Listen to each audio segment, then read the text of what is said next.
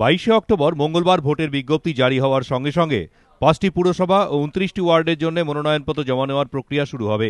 29শে October পর্যন্ত চলবে মনোনয়নপত্র জমা নেওয়ার কাজ। 22শে নভেম্বর ভোট, 25শে নভেম্বর গণনা। ভোট 5টি পুরসভায়: হাওড়া, মেদিনীপুর, ঝাড়গ্রাম, বহরমপুর, কৃষ্ণনগর। এছাড়া 23টি পুরসভার 29টি ওয়ার্ডে হবে উপনির্বাচন। এর মধ্যে রয়েছে কলকাতার 1 ও 24 নম্বর ওয়ার্ড এবং সল্টলেকের 13 নম্বর ওয়ার্ড। সব মিলিয়ে 698টি ভোট গ্রহণ কেন্দ্র। মোট ভোটার 13,65,280।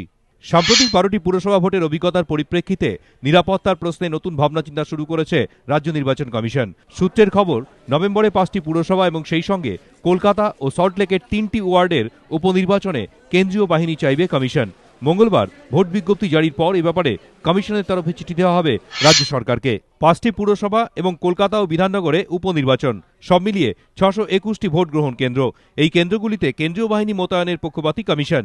চাওয়া হতে পারে মোট 50 কোম্পানি কেন্দ্রীয় বাহিনী। সাম্প্রতিক 12টি পুরসভা ভোটে প্রতিটি বুথে ভিডিওগ্রাফি করার জন্য জেলা প্রশাসনকে কমিশন নির্দেশ দিলেও শেষ পর্যন্ত তা কার্যকর হয়নি। এ বিষয়ে এবার কঠোর হতে চলেছে কমিশন। সমস্ত বুথে ভিডিওগ্রাফি এবং গণনা কেন্দ্রে সিসিটিভি বসানো সুনিশ্চিত করতে চাইছে তারা। কেন্দ্রীয় বাহিনী হোক কিংবা প্রশাসনিক নিয়ন্ত্রণ, রাজ্য সরকারের সঙ্গে রাজ্য নির্বাচন কমিশনের সংঘাতের সম্ভাবনা এখন প্রবল। যে সংঘাতের আঁচ এসে লাগতে পারে নভেম্বরের পুরো ভোটের ওপর।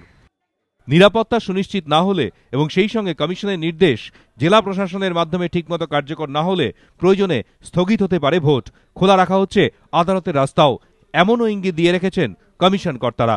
দীপক ঘোষ, এবিপি আনন্দ, কলকাতা।